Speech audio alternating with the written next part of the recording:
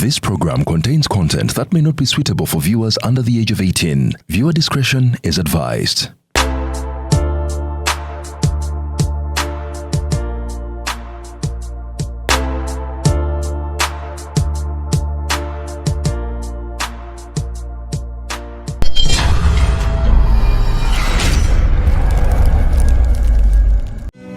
Is ordering your stock from China, Turkey and Dubai stressing you so much? Is it taking you months and months for you to get your stock? Just 1, 2, 3 and trade like a boss you are. 1. Talk to Iran Global Logistics on 0740 152 331. 2. Let us know whether it's sourcing or sending money to a supplier that you'd want. 3. Enjoy our unmatched customer service. Trade like a boss with Ryan Global Logistics. Find us at Nabugabo Street, BBC Building, Room N412. Call us on +256 740 152 331 or +86 180 723 935 15 or +86 132 502 15685 or visit our website on www.rangloballogistics.biz. Rand Global Air Express Cargo. We move anything, anywhere. L is for the way you look at me. O is for the only one I see. V is very, very extraordinary. E is even more than anyone that you adore can love. Is all that I can. Ruzungu kadera zuku tujikole sawa namba ruzungu. Ruzungu tugenda namuza kujere kutoka ntoko nimbuzi ndiye kuno ndiye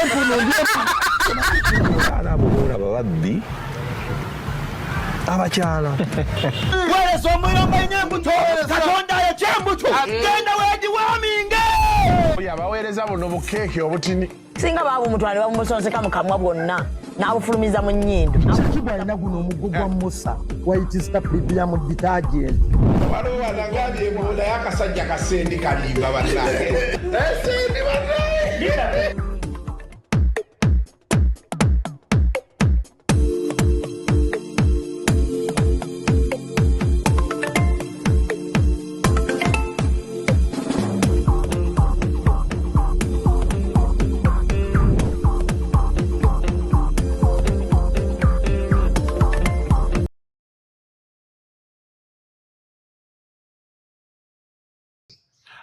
Welcome to yet another edition of Kasuku Live.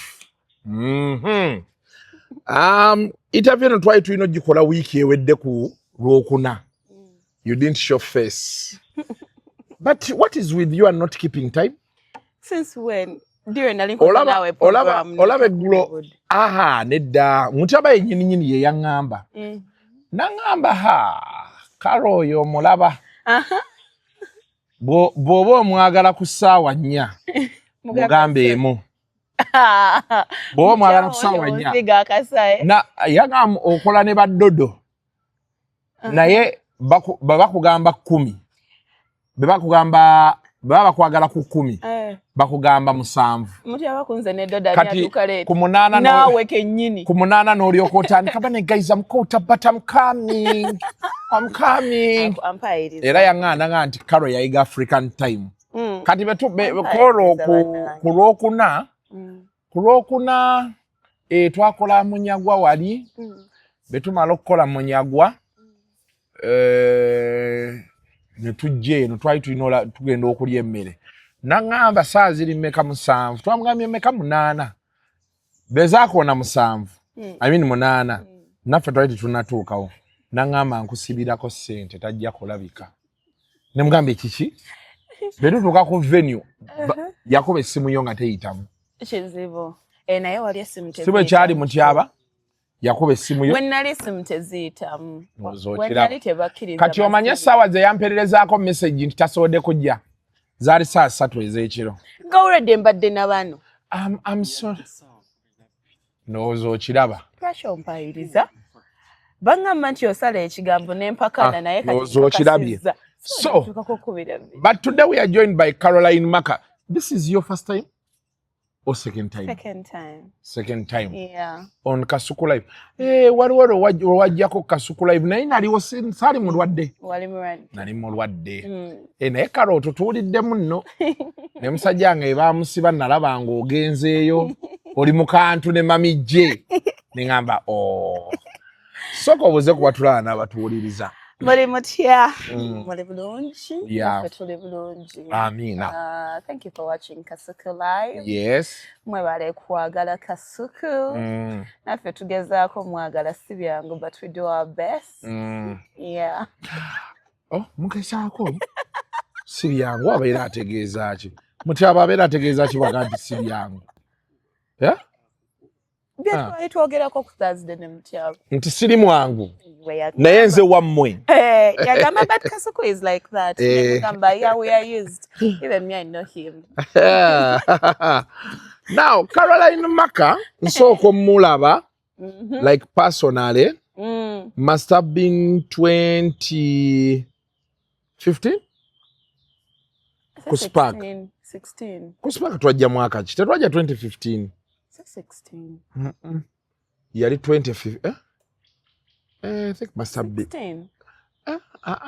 Must have been 2015 because actually must have been 2014 because ku Spark twaliyo 8 years and we left 2023. Yes. Yakanga jidduse. 20 must have Katolo wa mayafa mwaka ki? 2023. Hey, I think we left 2023 Spark. So kitegeeza 2022. Ekitegeeza 20. Ekitegeeza ku Spark twali nedda 2011. Must have been like, let me see, 2016, 17, 18, 19, 20, 21, 22, 23, 22, 23. Must have been 2015.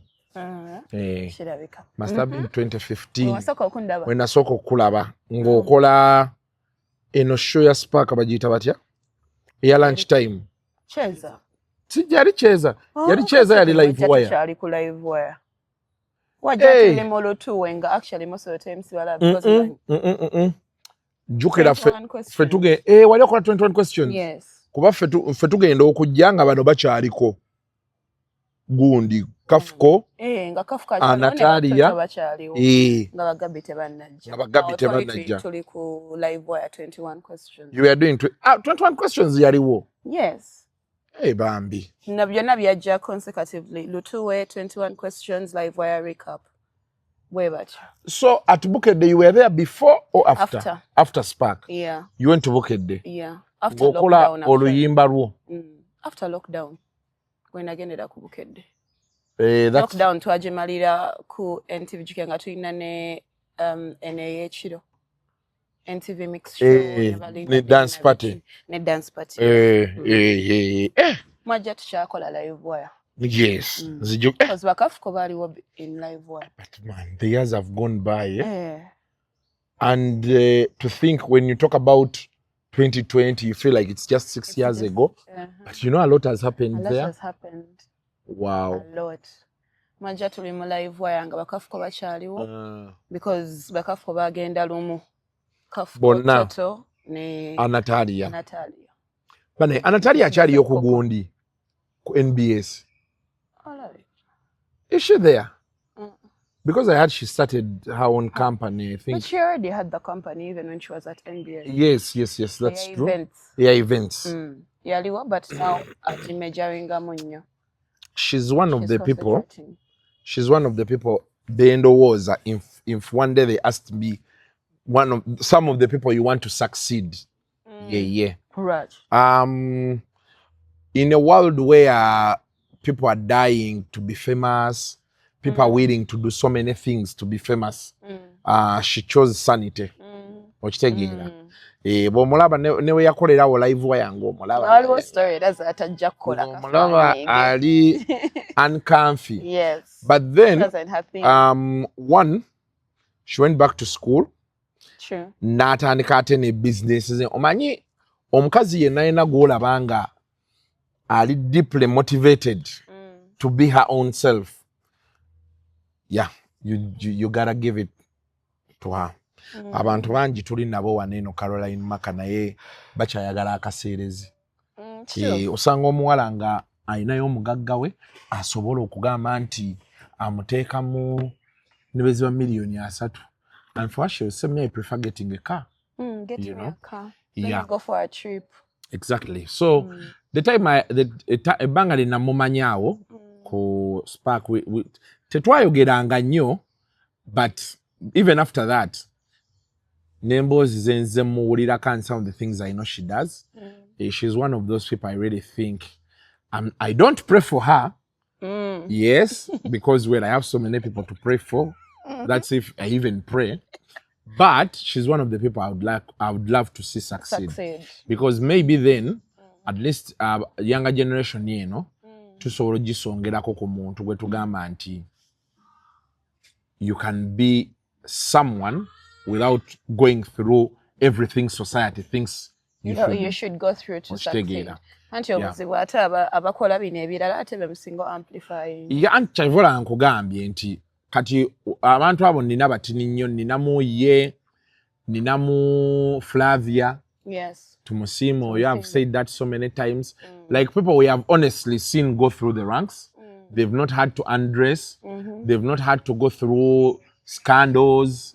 You know, they've tried to hold their life private. You know, so that it's not easy. It's not easy at all. Yes, especially with the kadinaku zino social media nga bogiraba omuntu olina okubaako kyokola ekikufunisa ssente oba ekikulabisa abantu osobola ofuna ssente. So yeah, for me that is an Natalia for you. And even Netoto, I like the way now she's moved into, you know, I like the woman she has now become. She's not about the drama anymore. She's about doing her stuff. And anyways, Aina skincare products now. Toto. She's doing the DJing, she's on TV, she has skincare products. And she's a mother, but now limelight, you're actually a present parent. Yeah. That is also another challenge that not everybody gets to. I think some women I've worked with over the years, they've really transitioned so well. Especially in space really highly competitive. I know women, you know, benjogera kaira abasinga bebobola banti takoze nnyo bintu byakuba nti alina okwekomerako scandals kweyambulako, you know, those things. Yeah. And today the business is so competitive. If you are a woman and you're seeking to be merit based, kizibu nnyo. Abakyala kati naku zino abasinga na this digital age abasinga bayitawo because ogenda olaba omuwala nze n'omuwala gwe nalinga njagala ennyo nga, you know, ayina engeri be yajja ku mulimu nga ayina engeri gyeyisa nagenda olaba atandise okwetega after like a year or two nga naye kakamera akasuulawo n'akyusaamu ebbina n'akola ki nga akatala akayingidde. You very well know. Abantu bali bayinza obutategeera. Naye pressure ya ebintu bye tukola it's very very tempting. So it's almost impossible. I say almost impossible because bantu batonera nga ne oba toli ku kamera Kasuku ne tukubaliramu nogaba meka bota nawulirako ku katale nga beeti baba batono nnyo. Kiba kizibu. And of course, yeah, also one of those women is you. You have tried ogezezaako nnyo to hold your fort. Yeah, there's so many things I know about you, but you have really you've kept it secret. Now sinakulabako nnyo mu bantu beyambula, you know, to try to garner the viewers likes and you know all those things. So yes, you're there. People will talk about Caroline MARCAH and all this, but they are going to talk about you because they've seen you on TV. They've seen you on social media. They've not had you in this scandal and all that. So bova ku Spark ogenda kubukedde tewalwako Nogenda namalayo 2 years. Nogenda ku Pearl Nali ku Magic. Spark, then nenkola Cheza for 1 year. Then nengenda ku Nga Mosha avuddewo. Ne bagikuwa. ne bagimpa. Nenjikola for that year. Then awo nengenda ku Bukedde nemmalayo 2 years. Nengenda after those 2 years nengenda ku Pearl Magic. Generally until last year but one. TV nenjibaddiza. Njivaako. Movie ya Pearl Magic nali ne Ruth Kalibala. Nemugamba I think she has done the wrong move. I'm one of the people who thought you had taken petty V's ezo nungi, but I think the way Kadwotunda Pearl Magic is built around being a bit urban and those things.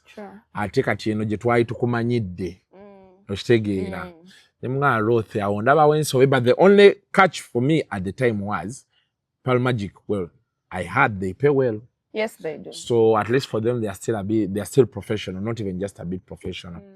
Era show yo nagirabako awo emirundi nagirabanga kiro. Repeat yabeerangayo ssaawa oba mukaaga ogw'ekiro, kati olusiima nfuutukafuutukeyo mu bbaala ngisangako zino petrol station ekiro. Omanye lumu nali n'endawusi nga tuva mu bbaala ne tusanga kusheera we yeebokotaawo. Kati aba awumuddemu baati jjukira yakoowanga tuli ku counter awumuddemu oluyimba lwa station eruzannya ne kuddako olwa Mariam Ndagire ne kuddako olwa Sophie Nantongo n'agamba naye bannange nkoye nomboza ndawusi kiki abo bakazi be bakaddi bakazi ki nda station obedda bali wano bayimba be bakakoddi ati obedda yali akoye bulungi nanga be bakakoddi Mariam Ndagire ye bakakoddi ne kamba kubire mbabuze muganda gwe no sisaazi zino ziri mwenda abantu baleke beebake ngaye kimusumbuwa bali ku TV bayimba bakaddi kasimayo baye yali alowooza bali mu bivulu. I think ndowooza omuntu abeera akooye. So kati okuva awo you moved into private business. Yes, I was already doing the other businesses. I was setting up. So ngenda okugenda ku Pearl Magic. Actually, I think the other reason I went to Pearl Magic is I was already tired and frustrated with the system again. I was looking for something different. TV and radios. System yayo. It's unprofessional. Mulimu bino bingi, mulimu ebibatu, mulimu enkokola. Kati you have to deal with that and at the same time do your job. Kati kyova nkugambye it's a thin line. Kizibu okusanga omwana nga tasakaminze to the other pressure. Nti abantu abakola ekintu kiri on the books. Kizibu okuwangaala in certain spaces. Either inokubaamu boss go feeding wali eri oba mwino kubanga mwakola ekikosi never producer wache mwino kati ebyo. It wasn't really my thing. So I think that's one of the reasons I went to Pearl Magic. Nenze ndowooza TV ne radio. Lwakuba nti people are actually investing in research, but I think they are investing in the wrong research. Why? Yes. Anti kati omuntu akomyawo feedback bye bajje mu market. Nga si bye byo. Nombuuza mwalazeewa. Oba otegeera. Ffe lumu ku ddembe nga twakagendayo baakola research baamukolera ku IUEA mu auditorium. Ne bayita abantu bamawaayo ne kajuyisi bababuuza ebibuuzo. Abalala baagenda Kololo. Kati ne babagamba maani ebintu bino bye mulimu wano nga tebikwatagana. Okitegedde. So but obuzibu bwe tulina ku TVs ne radios wano kati saawa eno. The culture of moving up. Yeah? Nti ola Carol minus, okay, the pay is not so good. It's not. But for a person to work somewhere, you can't tell me a person has worked on the morning show for 20 years. And that is all they can do. And that is all they can do. We should be able okulaba omuntu nti bw'oba okola morning show after 10 years tukudeploying and tugamba kati yiga music scheduling. kati yiga team management. Thank you. Kati yiga okuscheduling obulango. Okitegedde. Yes. Oba ddayo osome kino. So that omuntu ogenda nti yatandika nga presenter kati amovinze at some point omuntu oyo yennyini alina okubeera MD. Kuba organization abagimanyi ng'agise. Yes. Kati oba ekyo bekigaana programming erina kyuka. Abantu ba PDs oba heads of radios alina okumanya nti Carol kati abadde wano emyaka 2. If she came when she's 20 years, she's now 40. It's not the same energy. True. But now, how do we retain her? Nti kati tumuzeewa. Instead of doing chaser, can we give this person to do mwasuze mutya? Can we give this person to do to do another show? A fitting muchino. So that akula ne bana abantu be. Muba retaininga ate no muleso omulala atagenda bagattako ekiki ekirala. But I think now that's the biggest challenge we have right now. Programming zizonna zifaanagana, tulina okola morning show, tuzeeko kino tuzeeko kiri. Kati okujjako abantu abangi abasobodde okwezuula ng'erabola Farida. And Farida amidst all these other issues that were there. I think she got to a point where she felt I need to move to Oboshtegera. So that's where I think the biggest challenge comes from, and I don't know how we are going to tackle it. Chandibadde kisoboka Kasuku, because personally speaking, I think nemu time jetubadde ku TV waliwo abantu abajjanga olaba they are open to change, they are open to evolving with the station, they are open to all these things. Naye nchite nti the structuring wetugenda mu leadership abantu abatambuza station nabo bali very very rigid. Yes. Mulimu ne kanaka woba oyina kyoyagala okuyisaawo ate nze oyina okumpanika ennyonzo, oyina okuntijjisa okubeera. You're in that office. You should be doing ekyakuteekesa mu office. Si byatono ye mukwano go. You're not supposed to be having favorites and friends in these things. Gendera ku reviews cheziriwo. What can we do? Yeah. Most of our people are stuck. And it's going to take a bold move. Omuntu okujja overhauling programming. Omuntu ajja kujja overhauling kadala super che yakola. Now overhauling the whole thing. Yeah. And right now no research abantu bamu influencinga. Omuntu atula ku mu office ye nakola research ngalaga bagenze mu field ne bafuna reviews. Kati awo tuba tugenda kyuka tutya. So, after all that is said and done, eje tutandikidde try to get on a professional level, because yes, onabadde mu mawulire nange ngabaddemu tusose ne twesiga kazigo. Before we move into the action. Caroline MARCAH, you've been in the news. Yes. I think for 3 weeks right now, ndoza kati bigenda. Over stories of you being a widow, you banging Shalom, you know, and all those things. In fact, wamperezaako message ekiro ngoyagala kwogera nange. Asatya nakubira Shalom. Nga Shalom. Saazalinga mu nyata awo. Nga Caroline MARCAH ayagala kwogera nange obuzibu. Do you know, is there a problem? Because I've never had her telling me she wants to talk. Nangamba monyivu. Olwakino kino nanga abingami nayenze mwesonyiye. Nengami esimu sijjaji. I've never been that serious with you. Emyaka gy'omanyi. You have never actually told me, can I talk to you? We need to talk. Sounds like you know. And so kenchireke. Nenkyesonyiwa. Era wankubira emirundi ngaji. Tugamba nkube ne kaka nkube. Benamala ofuna information yeri nenga kati. Buno obudde bw'ekiro bino bye bagenda okunzizaamu omutwe gukoye kanebake. So, but I want to get your take. What's all this drama? Where does it come from? How do you get involved? You know? And what do you have to say about all of this? I'm still trying to figure out how I get involved. Because at the end of the day, the mouthpiece, say all this ruckus, we have no connection at any one point. Omukyalo oyo, my very first time of seeing her physically, nali emceeing a birthday ya Koja Chimbo, I think last year. Chimbo, is it at 40? Since I was the main host. after angoberera mu parking lot angamba ndaba nnyo okola ABCD nange nina abaana bennyamba na biki mpa ku nnamba yo.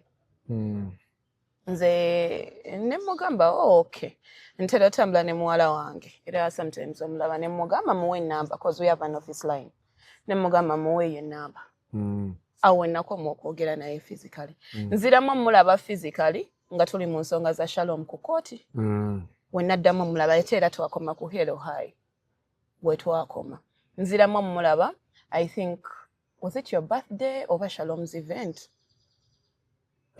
Shalom's event yes renziramu mulaba era nawo Hello High sina nnyo mboozi n'abantu b'akantu abamu babeera balowooza neeraga abamu bagamba biki neteeka at a certain point but it's just me trying to avoid certain things era twakoma ku Hello High. It was very surprising for me to get a video nga ali ne Megatron still around that time beginning of December I think nga atudde somewhere nga alaga abantu amanyi nnyo era ndi mulwadde nina siriimu biki gamba abantu eyo omuwala wammwe yabadde hostinga ki awards za Shalom yagamba olina siriimu mulwadde siriimu bamugja ku MC Katsi simanya biki kubanga yali ayagala fame ne sente. But did you ever date with MC Katsi? I think the biggest mistake Fena tukola mistakes in our journey, but I think the biggest mistake I ever made in my journey is actually not coming out at a certain point. Kuba loli nakula wango ogamba nga eva mwogerako ne MC Katsi teyavaayo tayina kye yakola. Yes. It set a precedent for certain people kulowooza nti they are free to always talk about me and there will be no repercussions because nasirika. You understand?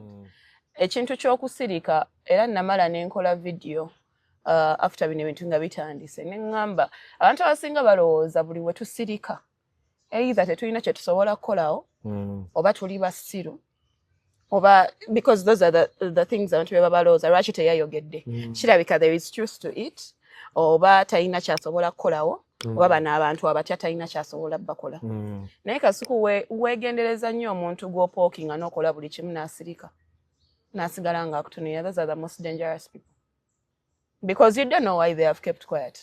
Kitegeera akuleka in the open n'akuleka obeegendereza oba osobola n'ogenda n'obatuukirira ne mu setting grounds because abantu abasirika batera okukola ebintu ate ne mubeewuunya in the end. But I think around that time ya MC Katsi nali muto ate ne industry nali nkyagezaako gitegeera and it came in a way yali very overwhelming. Already nali ku TV nali mu mawulire but naye sifunangako very big story where everybody is on my case at the same time about things that I was actually doing because Kasuku nze natandika ebyo bintu bya AIDS and sickle cells and cancer nga sinajja ku TV. Nga we go to Gulu, we go to Paicho, we go to all these places nga tuli ku National Theatre nga tukola with organizations. Actually, I think that is what even pulled but Douglas Nebani of making sure until I get closer to Katsi. Because nali mulaba, we had hosted a few events together before. Nayenga tukomao. Sesembereza nnyo kizibu okunsanga nti I'm too close n'omuntu w'omu medias. Kizibu. And that's how I started getting in touch with him. Ate ne twesanga nga fembi tuli ba MCs and he recognized my work. Kubanga katamba azalawa azalawa nnyo okumimiiza ku stage n'omuntu omulala akole naye 1-2 times ayina okubanga asiimye your craft and that is how we started. Kyekyasinga otugatta and also the mere fact that nights zonna natukeseranga nights zonna ze nina mu bbaala nina okola ne katamba. That's what we had become. When you book us to Jaffena, you're going to get a male and female version of the mic. That's, I think, even where the name of Queen of the Mic came from.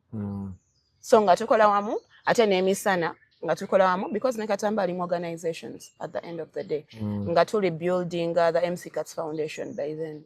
Netugenda Dubai, netugenda in all these places. I believe senga waliwo any other relationship past the close friendship that we had built. Senga kati tetwogera. Koza abantu abasinga ebaawukana naddala mu bino tebaddamu kwatagala tebaddamu biramu naye nsanga ne katamba bulungi ne tusiibawo ne tubeerawo. You understand? So that is the biggest mistake. Nti saavaayo ku addressing those things nekiwa abantu amanyi okulowooza nti nno bananjogerangako buli omu kyasanze ne bakola ki ne getting away with it because n'abantu abatuukako in that lane of okusibwa okugendako mu kooti. I think that was Case and Flavia Mawaji. Nabye era saabiyingiramu nnyo. Wasuwingako Case? I didn't. Ani yamusuubi? I didn't. Ate Flavia Mawaji? Flavia, by that time, me and Katz were working with Uganet. At already trying a project here, ongoing. So Kati, we had issues with a few victims just because I was being bashed. Zemini Mujenko, I'm like their stronghold. I am the bridge between their families and the victims themselves. Emjemini mujange jensi ngokola. Ono yarala tumuza mutya mu family ye ne baberanga basolo living naye. Kasoko teri muntu asobola yimirira nakugamba nti ewaabwe mu family yabe tebaberangako na muntu alina sirimu. Okimanyi? Kizibu. Shagera. So ate teri muntu nze kyennayiga mu bintu bye ngenze nsoma mu bino ebintu. Teri muntu asobola yimirira ano n'agamba nze sola funa sirimu. Shagera ne woba as faithful as what? Kati nawe asobola omukuleetera. Kati kasa nategeera ekyo. Bano abantu nze mbalabanga abantu ba bulijjo. In which nali nkikola even before nga mawulire tegannatandika ku. So you work to bridge the gap between the family and the patient. And the patient. So that is my main. Kyova olaba mbasemberera era mbabeeramu nnyo. Okulaga abantu nti actually bano abantu osobola obeera nabo. Normally you can even share a plate. Notalwala. Okay. That's how I really get close to these people. I'm already an emotional person, so me, I get emotionally attached to all these people. Yeah. You understand? Yep. Tuina abantu ne mu media. Kabalwadde. But since tebavanga yokweyogerako waliwo yayomba mbulwaki temubogera, that is not my place. Yeah. It is not. It's actually against the law. Omuntu waba yeyagalidde. Yeah. Aveyanga producer Didi. So kati bano balinga So Uganet yeya suinga. Nation Media. Never cuts bajawa on to be tulamu. Flavia was suspended by that time. I remember webyatandikanga baloya batanso kujao ku Serena ne Selector William nankubirako natandika okunyonyonyola. That's how I know her connection to Selector William nali sibimanyi nanyonyonya ne mugamba nze era Selector William omubuuzanga namugamba nze amateeka gye byatuuse saabibaddemu nnyo wali eri so sirina ngeri gye ngenda nenyimira mu bakama bange benkolera organization number nenjigamba don't sue because at the end of the day there were other lives also impacted. Me I lost cases ezo olumu tuziyita projects nti obeera ne project nti ya muntu gundi mpaka emu bridging either oyo muntu natandika eddagala oba oyo muntu naddayo mu famire ye oba biki. I lost some of those people. Kasuku, there is that whole scenario yajjao lwakuba ebintu ebimu bino tetubyogerako. We have a person who committed suicide. Yali awo first year yali ku campus awe Mengo nga committing a suicide lwaki. She was yali yakategeera nti alina sirimu kati nga afuuse very close to me. She was a young girl. She was 19, 20 nga very ntungamu. So kati nga naka communicating ne sister wazze kakyali very scared bichi kati nga buli lunaku mbeera nako either oba nenjogera nako oba nabiki bwe batandika okunvuma she didn't reach out. Yali yakatandika eddagala awo she didn't reach out nti oba ki naye yanyumiza sister we era sister we yandaga messages n'agamba olaba Karra abadde atubeererawo bamutandise bino kitegeeza agenda kola ki twesonyiwa. Because nange waliwo time when natukanga sikwata masimu. I don't want to talk to people because abantu abasinga balinga bankubira bambuza kimu bituufu ebyakati so natukanga sikwata masimu kati some of these victims we batandikanga okunkubiranga they can't reach me ye naatekinga neyetta nagamba omuntu abadde ansembeza amanye ebizibu byange ennaku yange neyajjawo. Why do I say this? Inti olumu twogera ebintu kuneeno tetumanyi how many people we are harming and we don't know who is strong and who is weak. abantu bazze banjogerako ebintu Kasuku and I never come out because at the end of the day oyingira media you sign up for some of these things.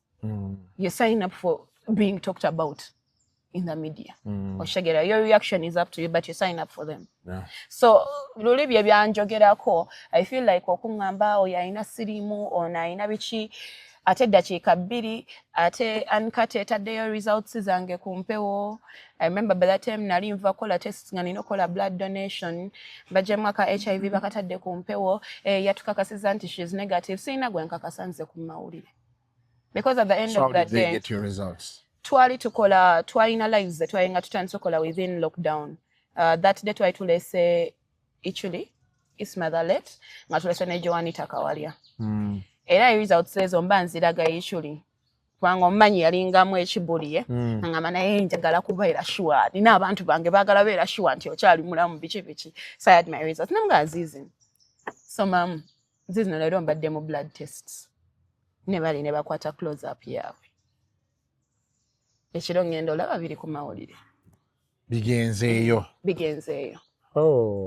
okitegeera but all through these things watching the story yoli omwana I think that really broke me around that time nti ekintu ekyasinga okunyiiza ku mawaji nti yali asobola okwogera ku nze nzekka otaddemu omwana wange tomumanyi otaddemu omwana wange otaddemu mama wange otaddemu bazadde bange otaddemu you don't know them talk about me as a person naye kati family yange ogatamu yaki obasaasiranga ani gwe asinga okunjagala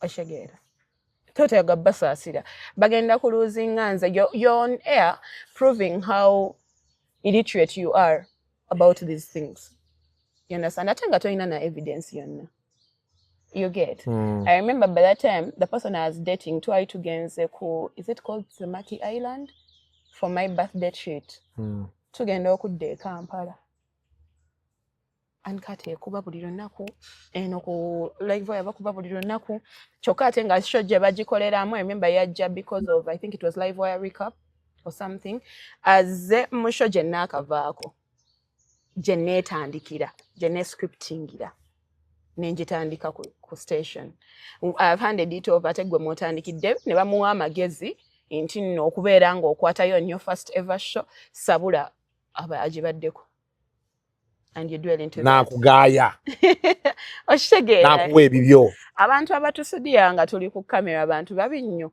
because wamaliriza nga emiguwa gikukutte tebagenda baayo you get so that is it I think that was the biggest mistake I've made in media nti saavaayo okubaako kyenkola nti newe byatuuka ne bakeizi bennyini he can tell you newe byatuuka ku the end of kati tweyongere okuba ne keizi yennyini it was my family that sued yes the law firm nejja ne bagenda nga basuinga next media because after your nation media ng'ebivudde kati bano basigala bongera mu supu nga buli lunaku bayiyayo kisitore ekipya kaakati sente kaakati simanya biki I remember that is when they brought a stupid story mbu simanya natutte sente z'ekivulu kyawa nengula iPhone then olulala ne bagamba kati yaguze motoka by that time nga nakafuna Lexus kyokka nga ate a month before bali bakoze story nga bagamba ku birthday yafunye Lexus ate ne muddamu ne mugamba kati show yawedde kati nagiguze nga luli mwaleeta nti nagifuna before kati not everybody that says these things is going to be like akaro ibetabisobola people 80% of the people are going to believe them oshegera so when they went there ebyeyo bimanye ebyoku TV babosi bakuvaamu biri ne bikugaya wekka you get in both cases enoneri it was always me who disappointed the lawyers and the people on the case because of course omanyi watuukawo staging and nino kibeeramu physically ngamba bagi bigendo tuukawo ngamba sikyayagala already ekyayogerwa sirina kyenziza so I'm always the one who brought up the reason as why these people were never really taken ngamba kigenda kungatako ki ate nze ekintu kyensinga obutayagala is someone to have my name bukaro yeyanyingize komera for the first time kyova nalimbye esonyiwa nga mmanyi abantu bategeera this has passed tugenda kudda ku kirala which never did because up to now era osangayo omuntu naakubuuza nga wombuuzizza I never came out to clarify anything because me, I didn't think it was necessary. Now you have. Now you have. The whole world knows you had a professional relationship. Not only professional, we are actually friends. Not we were, but we still friends. That is why Jala ebintu ebimu byembeeramu ng'abaana be bazze obanga naye ali okay nakusinondawo ebintu byawandiika omanyizi ba phase olwo lwabula ogenda olaba alina byasuddeyo ate ebirala ennaku zino mukambwe. He's in his own journey. He's in his own journey, I want to believe. Abantu Kasuku tulina okubaleka buli omu n'akola ekimuwa emirembe. Tubakkirize. If it is something nga tekiri kukosa gwe directly, nga tayingiridde family yo, nga tayingiridde ki, abantu tubaleke bakole ekintu ekibasanyusa. At the end of the day, so long as it's not impacting you negatively in any way, ng'oli awadde buwe opinion ye nga takwakyuzinze kola kintu. Kati tuddeyo wali. So story eno ogiyingira otya? Kati kyova nkuleetedde kirinti oyo mukyala simumanyi. Actually that time wayogera about ebintu bya sirimu. I reach out. Nakubira Shalom nenkubira Zubeda nembasaba ennamba ye. Kyekiri kye nagamba mu interview ya Shalom ne muganza omuntu wajja kumpewo n'alaga nti anneetaaga nnyo. Sigenda kujja ku kamera nange ntandike kuvuma. That is not how I was raised. And that is not what I know to do. I reach out. Mba njagala nnyo ne ntegeera obuzibu bwokwe buva. Kati wayogera naye? Ne mukubira essimu. Ne mubuuza, hello, how are you nnyabo gyebaleko? This is Caroline Maka. Ntiye.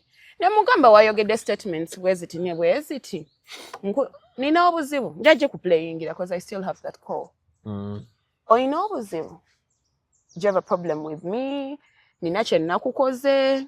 Gwe okuvayo n'okola statements bweziti. Nagamba nze nakwogeddeko ddi. Nedda nze nadde sitegeeza gwe Karo nze sikuyinaako obuzibu era nze sibeerangako naawe buzibu kati mba nkwogerako ekintu ekyo nga nkwogerako ki. Actually nze nadde ntegeeza muntu mulala ne mugamba you specifically stated that omuntu yabadde hostinga ki awards za Shalom. So waliwo omuntu omulala gwe wadde otegeeza. Nangamba ye nadde sitegeeza gwe kubanga nasanga nze actually we nagira Black Sugar ye yali ya MCing. Which means you aren't meaning me, you are meaning Black Sugar. Era bwentyo ne nva ku call eyo ne nkubira Black Sugar. Ne mugamba njogedde n'omukyalo ono about this video that is circulating. Ye angambye bwati ne bwati. Ne njimuweereza. Audio.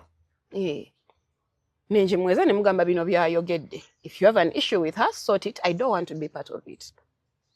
Sugar yangamba recently now. Era when nakoma saddamu binonooza.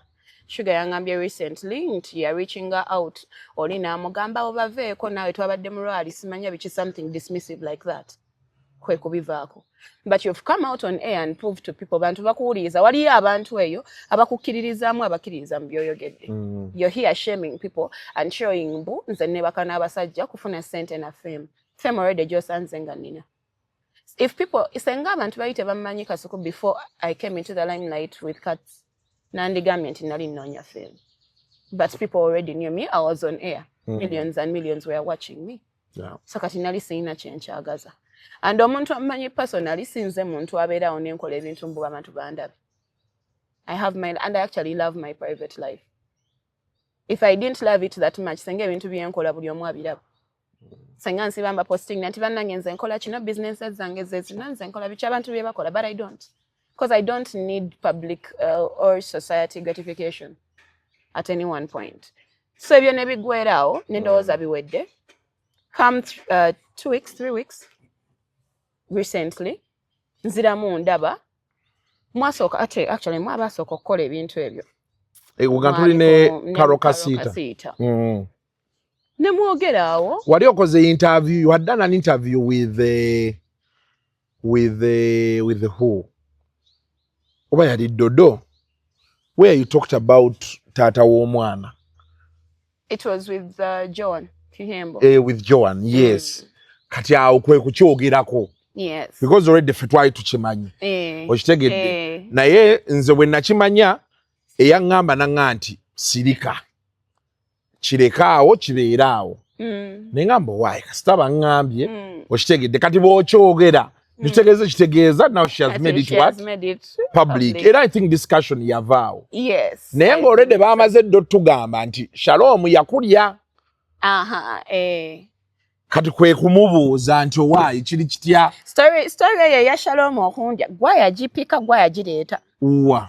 Togijjukira? Okugivaawa. Tojjukira? Sijijjukira. Nze nange nali mpulire. Nedda Kasuku kati kankujjukize bulungi mwali ku live. Eyaddi. Mwali ku live. Ate ne mutyaba yaliwo nga muli ku lunch. Owerabidde. Twali ku lunch wa. Kwaliko Nambwayo. Kwaliko Jenny. Na Mukasa. Nga ojijjukidde kati? Twali ku kodi. Twatulako ko ne Nambwayo ku kodi. Baali eri ne baku-invite nga ku TikTok live. Ku live eyo Jenny. Ngali ebweru. Ne mutandika ebiboozi byammwe. Ne mbagana nawulira buwulizi nange embu. Ebiboozi ebyo byatandikira. Then you meet me and shooting ne Dodo ne Bina. That is when you actually mentioned it. Nogamba neri babadde bagambye nti gwakyankala nnyo obufumbo bwa Shalom. Nali mbiwulira nange. You understand? Obuzibu bwe tulina nti we are dealing with a lot of damaged people. Let me tell you. People who have not experienced genuine love nga teyina kye expecting back. So every time they see nti okay, let's say I want to believe nti abantu oba balowooza sitera kubeera na male company.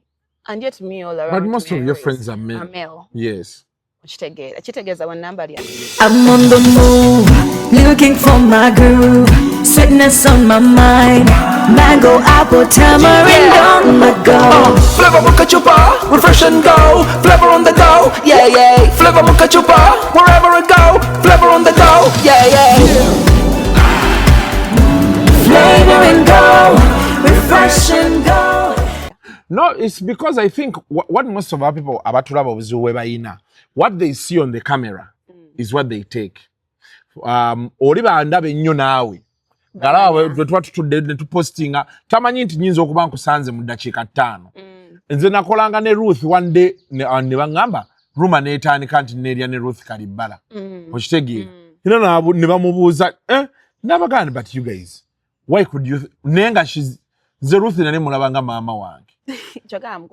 No, saying the sense into mukuru, but the way like we used to talk off camera. The friendship and relationship camera, but off camera, she's the person yalinga asobola okugamba ne kati kino nedde kati ebimu ngangana buganyi ne mga kino kijasoboka naye nga abeera akikoze eki the same way you see Sandy on camera is different, but is the person who is going to call you akugambe Kasuku awo gwoli mu nsobi. Yes. You either continue with it ng'omanyi, or but you are wrong. Okitegeera kye gamba. Yes. Kyogamba kati Kasuku, I don't know by the way kirabika nze mbeera mu society eri different. Kyogamba it is not possible for me to be your friend nga tetwerya. It is possible, but I think society has been built in such a way that opposite sex webeese mbeera balina okuba nga beeri. That is how it has been built. And it's very hard to explain to people. The challenge yoka wherever we wali mbadde njogera ku morning show ngamba gamba nti oli yagamba Freeman nti yerya nani ne present omu. Okitegedde. Simanyi kwe kyava ne bakyogera ku mpewo. Freeman n'abatwala mu kooti. Ate bakusiba. Kati nga balina okuprovinga awo kawe wava obuzibu. It is okay to say Caroline Maka beyagala ne Shalom. Be batandika okubuuza bye beeyagala n'obujulizi bwabyo we wava obuzibu. It's just that society people hear that and they're like, you might let it go in the sense of because tekibadde kugwe as a person. Kati tolaba ekintu kya Ruth nti no, she's already a married woman. Golooza bawe kubanga abantu abatali nnyo naffe mu active media nabo ino ba considering oshegeera bawe waka ne waba takyogeddeeko bawe era yakimubuuza tolaba naye nze lwakwanze nze tebakimbuuzaako omukyala teyakimbuuzaako. Yes, but of course those questions linger in someone's mind. Well, at the end of the day. But maybe they didn't ask me. Maybe she debated in her own mind. N'agamba nze Isaac wange gwe mmanyi ABCD. In conclusion, na concluding anti techiriwo because she knows you in a certain way. Okitegeera. Kyova olaba nange rumors zange ne katsiwe zafulumira. Senga omuntu gwe nali naye yali tamanyi before yali oba yali tabeeranga wolomo when we go oba n'omukuya n'omugamba bannange bamukubidde cuts needs help here. Can you drive me there? Ebyo byonna senga twalinga tetubikola wamu maybe naye yandikiriza. So it comes to the point of bino byogedde onyumidde ofunye views and likes. But ebintu ebirimu family Kasuku tubyegendereze. Ebintu ebirimu omuntu nga mufumbo mukazi wa agenda nnoba. Akutekeko personal vendetta. Akuleka akuwoza akutereke oba obere. Akukola ekintu naawe okyewuunye. Okitegeera. Ebintu bino tubyogera sometimes. I don't know if it's camera excitement. I don't know what exactly it is. I don't know if it is oshagera. Nali nsobola nga wogambye last year tata omanange we yafa. Nali nsobola okuvaayo nembireta mu camera because you knew and you kept quiet. Actually you told Shalom. Jokira. Era Shalom nankubira ne mugamba twakomyewo. Then they visited and all that. I had a reason Rachi Sabideta. Already the time that we had together 7 years back. Yali asobola nayo okweleta mu camera.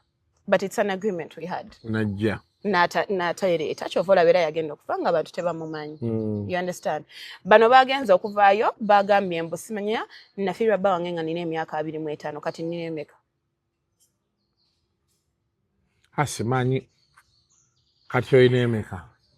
Emyaka gyange wagigaana nenjesonyiwa. Anti ogamba nti oyina 25 kubanga. Anti kubanga gye bagambye kati ogiba 25 kigeza nawezeza 26. Nti wamufiirwa. Nafiirwa bange nga oyina emyaka 25. I think around that time I was graduating from UMCAT. But that's how many years ago? 5 years ago. 5 years ago. Nali kubukedde. I was graduating from UMCAT. Journalism and mass communication. That is the time. Because twalina COVID yeyo time yonna bichi. But how you were already 25. Oh, balabalamu. Bembalabalamu wali tubalinga myaka nga 27. Nti abawabi. Ajikasuse. Okirabye? Yagambye okwata wano n'oyongera keegi. Ntiaba, you need me. Going forward. Ate sawa zineno. Nalabye nga waddako wano buli muntu alina mukwata engeri gy'omwetaaga. How much do you need me is how you need to hold me. So Ntiaba, you need me. Butereevu. Va ku kuku tweraba wansi naya tweraba ku mikono na kuziika. You need me. Yeah. So they brought out that statement. Bambi simanyi oba waliyo omusajja yafa around that time ne bamusibako. Naye mbadde simumanyi. I want to know. All the things she is saying are wrong. I want to know. Shalom Angamba, you were very furious. Nanga, because that time when I called him, told me she's very angry. Kati sawe no nange nine ebizibu byange. There is no way I'm going to, you know. Mu bwongo bwange ne mubuuza anyigira ki bwatyo kiki ekimunyiiza bwatyo. What is triggering all that anger? Nenga naye takimanyi. My anger comes from nakikunnyonnyodde before, but here it will make more sense. Nze omuntu okunjogerako, I believe they have their own reasons. Yeah. Number one, ekyasooka okuntabula omuntu anjogerako tamanyi. I don't see in 100 years anywhere we shall meet. I don't, in a Wechibanti outing, I don't think I would go to the places that she goes to. So sidaba we tugenda kwesisinkana.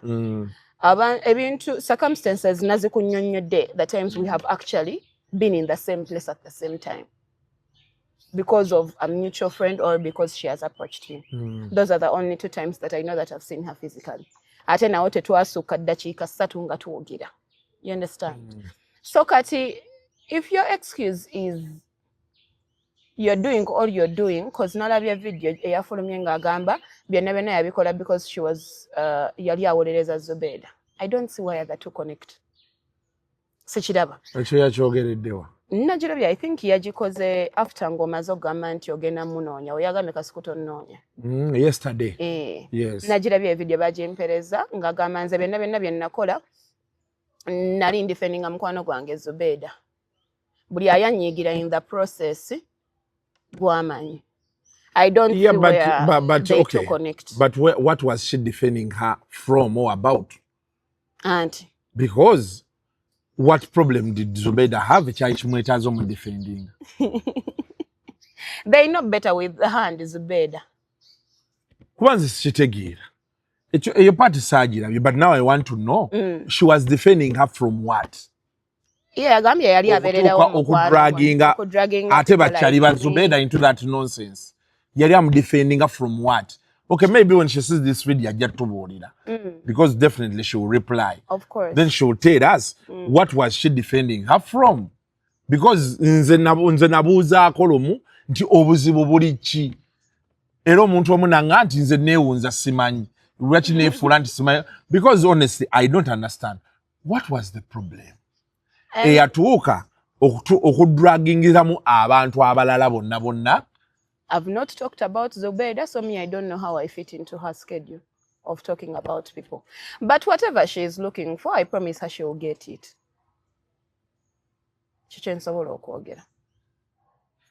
Ndichona kyononya. Agenda kifuna. Because abantu banji bariching out, abantu bomo industry, and they are telling me ono ne Zubeda yenyini yavana na ngamba namukazi namubuziza kikyakwagaza. Exactly my point. That's what everybody kept asking her. And she didn't have a specific reason. Taina Chea Yogera, because this is a person I've never come out to talk about. Sechikola angako. Ashtegera. I've never. And by the way, ebimu ku bintu ebyanyiza Shalom. Nze okay, nze nabira aba video be yayogera. There's a 14-minute video she did and she says abantu bechanja barwanisa Zubeda tebamwagala biki ebyo. Kati nze I didn't get bothered because well then why nze wachi omuntu asobola okugamba nti abantu bechanja barwanisa Zubeda. Zubeda tukola naye bulungi. Anti Zubeda abera. Abera eno. Exactly. Yes. Zubeda, I've been around Zubeda a number of times. Zubeda omanyi how protective she is over her children. Exactly. Zubeda olaba ndekera abaana be nagera nakola ebintu bye nakugamba either jabbazo oba tujabba kimu. Bamulwanyisiza. Kati nze nwanisa Zubeda nfuniramu wa. Kati for me what bothered me in the beginning rakwani benamala nenga why buli muntu are entitled okuloza byalowooza. In my mind benera that video because naine Shalom naji mpeza no jimpereza. Yagizanya 14 minutes.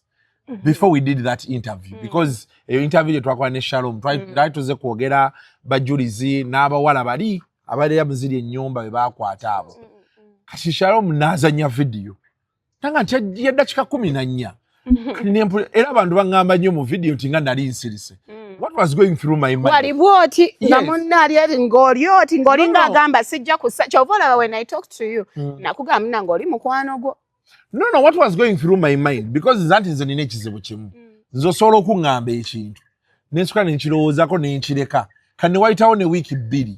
Mba ntuddawo ne kikomawo. Nkolowooza but okitegedde. Yeah. So imama nali ntuddawo nga nsirise nga ndowoozaamu ne man. Ono omukyala mmanyi mmumanyi. N'ebino ebintu byonna byayogedde. Bivudde kuki? Anyway, nensirika nembireka ne ngamba why? Because you know ebigambo tebitta.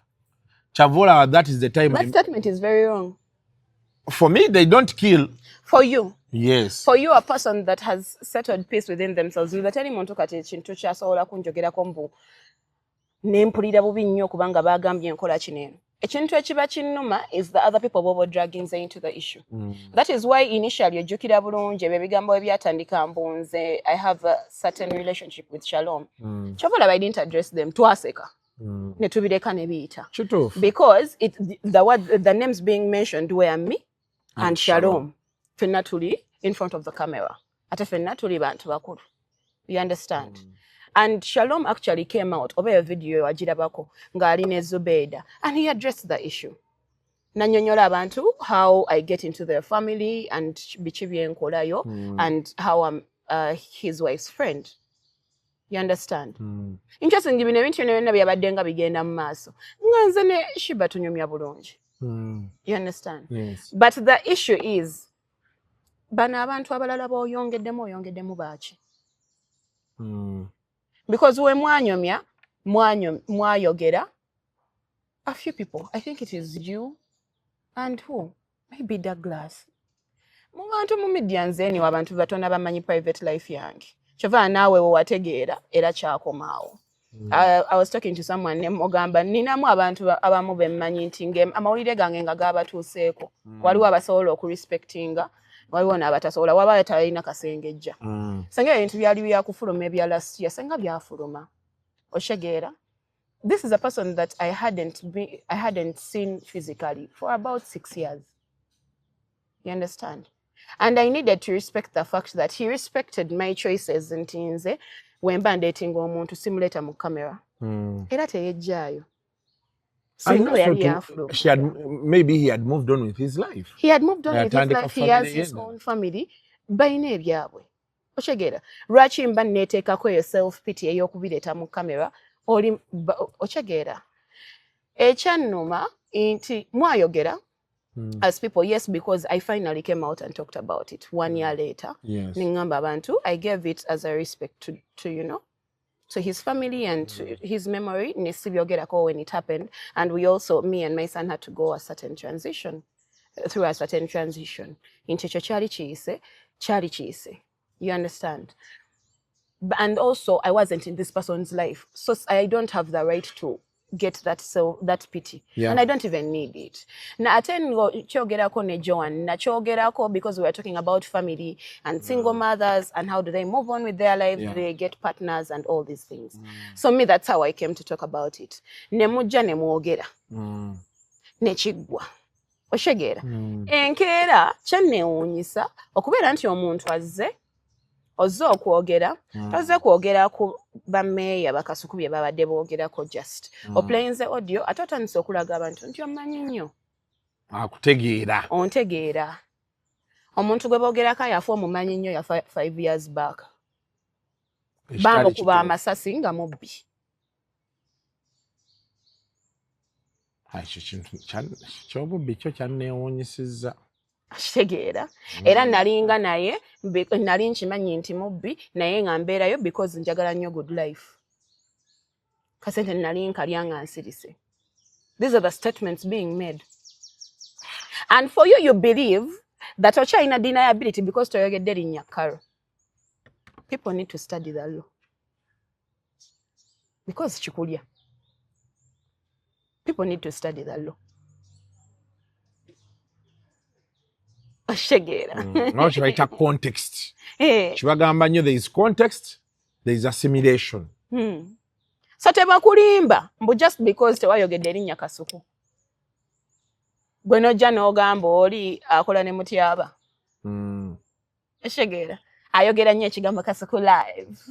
Nga toyogedde erinnya nti Kasuku. Mbu that takes away, mbobeera ne deniability. Bajja kusiba. Okitegeera.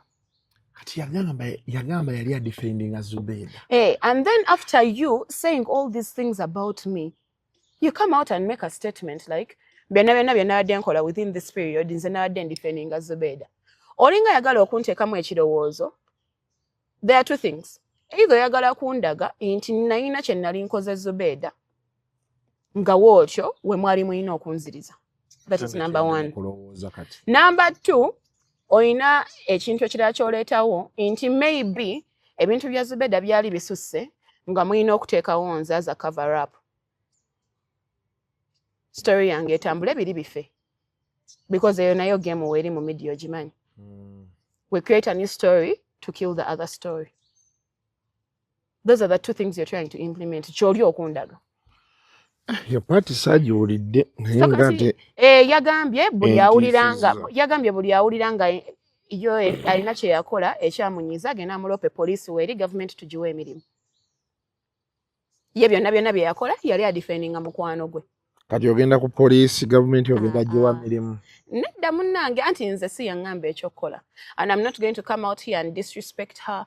I'm not going to come out here and do anything. Bambi ekyanneewuunyisizza bannamwandu bareachinze out bangi. Nalaba Dr. Kuruthuma akoze video.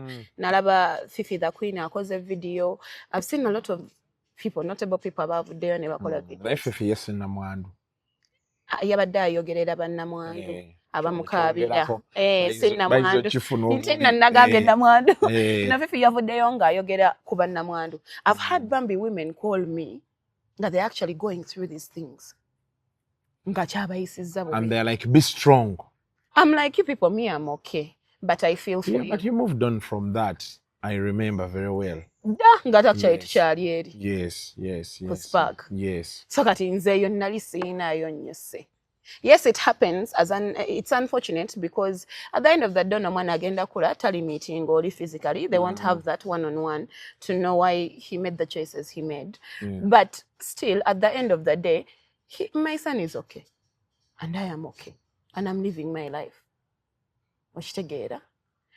Gwoku dragging the other person into the picture. Yes, she was talking about two different scenarios. Naye ate abantu abamanyi oli tebategedde nti yabadde ategeeza 5 years back nti yadde ayogera ku muntu mulala. People are still healing. And those are the people that were killing me with phone calls. Nemugamba nti bamukubye amasasi. Nemugamba. And because I was keeping quiet, babeera balowooza kale omusanyufu olw'ebyogera ku bantu be kyovola basirise bo bibakolera. The same Rachin Sosekuleta kiri ekintu kya cuts. The same way people believed nti nasirika because kyali kinkolera. I am one person, Kasuku, who can stand here and tell you I have worked for every dime I have gotten in this industry. Each and every dime. Kaluberu kumi. Kasuku osiiba mu bantu, you people get intel. Njagala omusajja aveeyo agambe nasasula karo sente weziti ne nebaka naye. Mumufunanga mujjanga ne mbawa sente.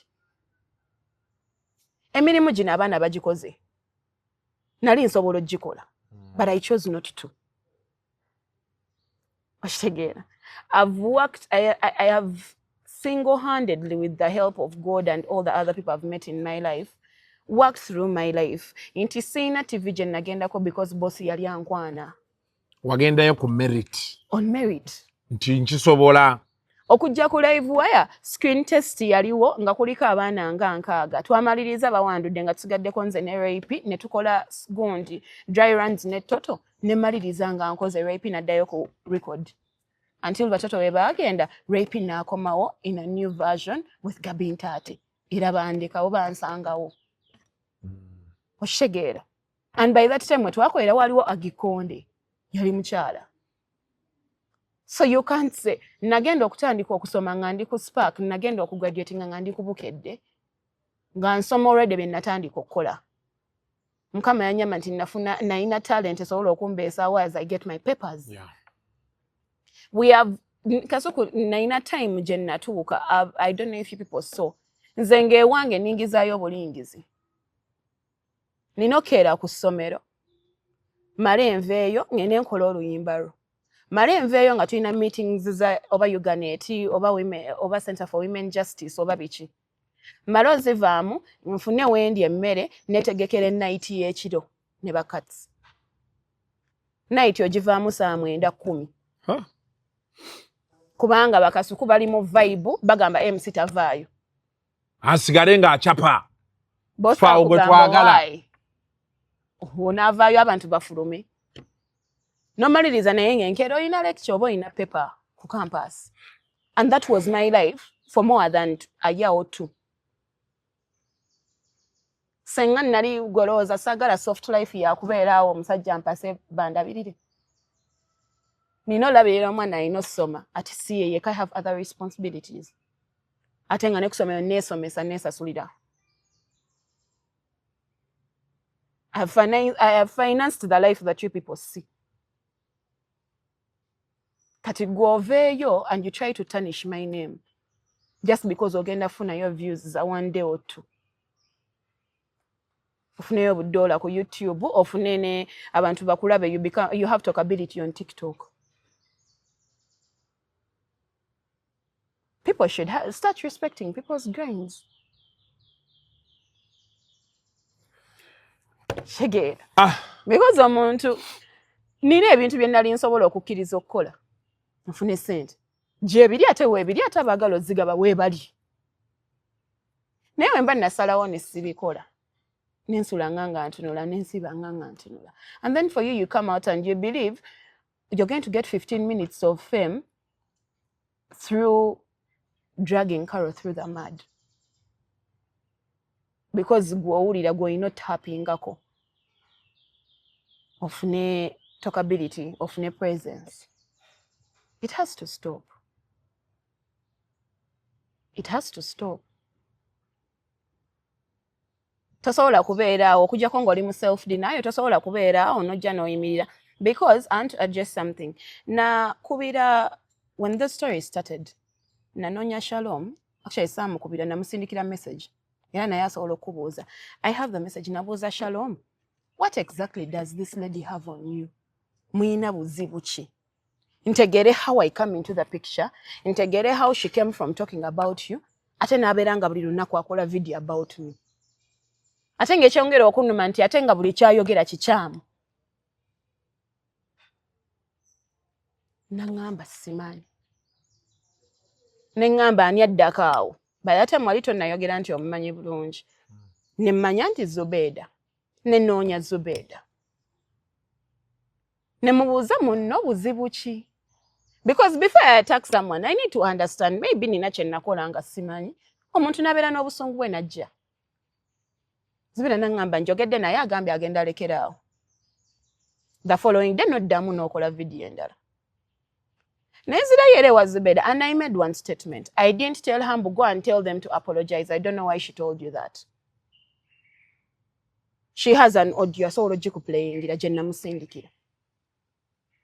Byenjogedde wano bye nayogera namugamba bino ebintu bo bakola balowooza bisanyusa. You're actually hurting people out here. My phone doesn't stop ringing because of the people who have misinterpreted the statements people are making. Okitegeera. There are people that bino emirimu emira gye nakutandise nkugamba gye nkolamu. I deal with families, Kasuku. A woman will come out and tell you her son is facing an issue. Ng'okumaliriza olina kwogera na bbaawe. Agenda kujja n'awulire embunze ne baka ne Shalom ate nga ndi mukazi wa ndi mukwano gwa mukyala we. What is that woman going to think? You're risking another person's progress and life just because you want to get views. Ashegera. Ku muntu atakwogerangako, ku muntu atakurecognizingangako, and not recognizing you is not out of disrespect. Because mmwe byemukola, nze tebirina ebingasiza. Muyina ebintu bingi ebyokwogerako rather than coming out and tarnishing someone's name. No, me I think, and me I'm a firm believer in people talking, but the question is, what are you saying? Are you saying the truth? Sigwa soso okunjogerako looza bulijjo lwaki si. Kubanza oli bw'avaayo n'agamba nti Caroline Maka mulwadde, gaddala mulwadde, sikiinaako buzibu. Era namugamba in the call, namugamba when namukubira that first time, ne mugamba nnyabo kati engeri gye wabyogeredde mu kamera, abantu abalina cameras mbayina. Ngenda kubira abantu abalina cameras, bajje, naawe ojje, kwasi kulinako buzibu gw'oli mulamu nze ndi mulwadde. Njagala ojje, actually ne Sugar namukoya ne mugamba onajja, kubanga ffe ababiri ffe abaakola ku olwo. Ewa Shalom onajja, Sugar n'agamba nja kujja. Ne mugamba ogenda londa eddwaliro of your choice. First of all, ogenda sooka otutwale gye tujja eddagala gye watulaba okakase nti tuli balwadde.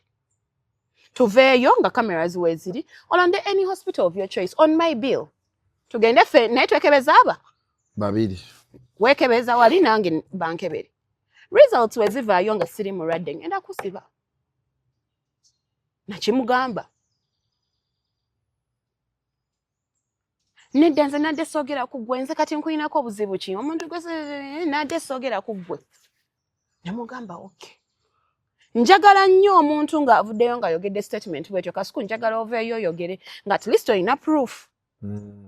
Obanga nazzaawo ne nkugamba ekintu kyangu kye wayogedde kyaki nti bulwadde tukebere naye nga naawe ogenda kwekebeza. Because I need to know the grounds you stood on to talk about me. Ate ondage ne ssente ze najja mu kulwala ne feemu gye najja mu kulwala. Naye ogindage. Oshegera. Some of these things we pray about sensitive matters, Fwa. But just because Carol tavaayo kwogera mwamanyira Karo ngayo wakyogera bamwogerako luli n'asirika nono ne bamwogerako n'asirika nono talina kye yamukola nawe nolowooza ojja kuvaayo. Times change. They do. Times change ate nga tukuze. We don't have a lot of time. Kasuku togenda beera ng'okola akantu for the next 10-15 years. Nja kuba nkakola. Ojja kuba okakola. Naye nja kuba nakakyosaamu enkola ya. Nga tojja wanene okukeera kutandika. Abaana bajja kuba bakola. Okitegeera kye nkugamba. Nti tojja ku ojja kukabaamu but not like this. Yes. So times change. Ogenda lekawo ki? But me, I think anyway, like I said, me, I'm going to find her and I'm going to talk to her. Tomunoonya takwetaaga. Nze nja musanga. Ne bwe namusanga n'aba nvuga ku luguudo ne musanga ngenda kwogera naye. Kuba mmanyi nange mmumanyi. Okitegedde? Yes, we go so many years back. Bulijja abadde nga ayogera. Kasuku namusanga benti mukwano gwange biche nampita na boyfriend. Ngenda kwogera naye. Because the honest truth is this. And me, I've told people over the time. Bino byonna ebikolebwa nze nabikolako. Only that I never blackmailed people. Abantu nababuliranga mazima. Iswachola ateri muntu avayo ganti Kasuku yampayiriza yalimba. But bashing people what kumazima twabikola. But now fenga bali mweno business abana banji bajja. Waliyo ba TikTokers banji bavudde mu bya TikTok bagamba katujeno bano bagamba muli mu sente muli muchi. We now have to make sure anti bino ebintu byokusasamaza ebyokumala gogera kati jeno sale woyo yagambye omwana oli omwana yagenze n'ateekayo TikTok ya kakasa anti sale no nani ba owning ebifo. Okitegedde? Nagamba stay tuned. Bajja kukimu. Kati ebinaddakaawo kati fenga fenu tulina okubaako where we draw the line. Ne tugamba nti as we do this job, it is now not just about tugenda labwa tugenda kola bwetyo kitegeera. Because me have had people saying then so bavuma abo bonna. It is okay, you can. But the question is after you do that. And then what? And then what? So I think we need to move past that, and it's the discussion I want to have with her. I just sigera kugera iti njagala move muba mukolachi.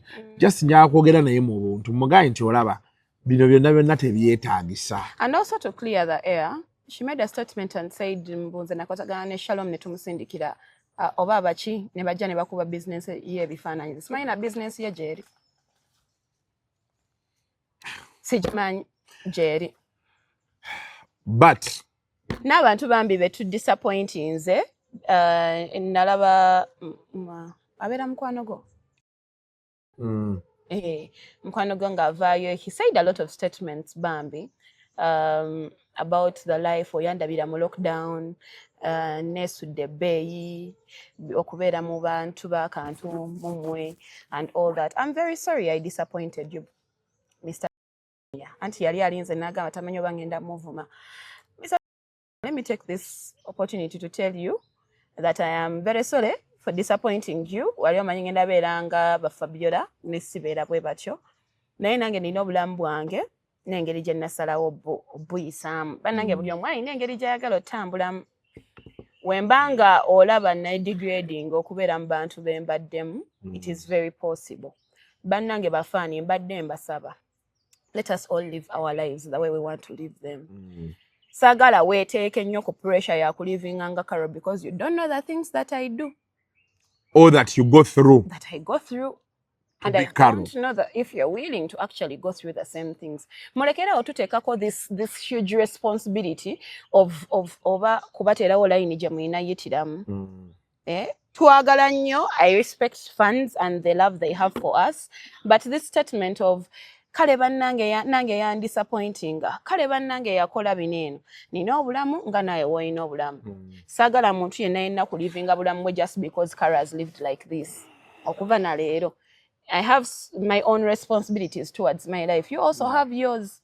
Wowulira ntandise okudisappointinga funayo sereba omulala akusanyusa obeere naye kubanga sigenda kuveena nkole ebintu just because nina okusanyusa. wasanyuka nnyo because of the life that the parties we used to host and everything. That is not my life forever. I'm the kind of person aina take yange nti kati wano ngena malawo banga weriti wano ngena malawo banga weriti. Era kati ovolaba ezo parties gwe zalinga zikusanyusa si level gye ndiko kati era kyova sikyazikola. Buli omu alina life journeys ze ng'omuntu. I am sure yali asubira ngenda vayo nange mpogane muvume, but me I'm not that kind of person and I'm not going to start becoming that person right now. Sigenda tandika kati.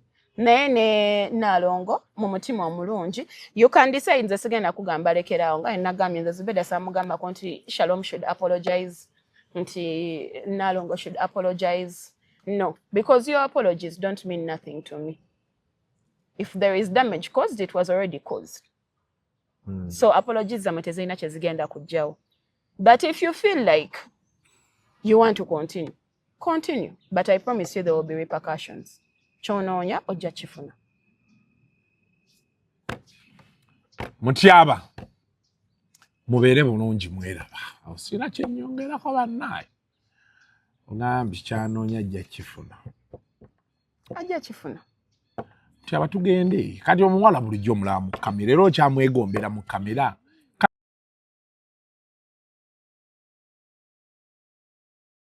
The views expressed on Kasuku Live do not reflect those of the host, producers, or management. They are solely of individuals providing them and do not represent or reflect the official policy or position of this YouTube channel.